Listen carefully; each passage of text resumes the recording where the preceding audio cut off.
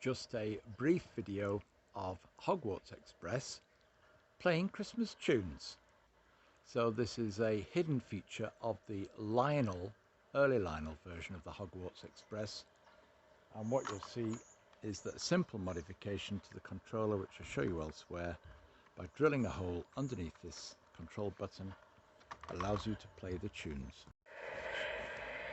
The simple modification is that hole there, which gives access to a hidden button, and that's because the sound chip in this one is the same one that is used in a Christmas train set, Polar Express, I don't know, whatever it is, but when they made this they didn't use a different sound chip, they used the same sound chip, and so that feature was always there on the sound chip and just disabled on the Hogwarts Express by not having the button available. It had bell and whistle and the engine sounds.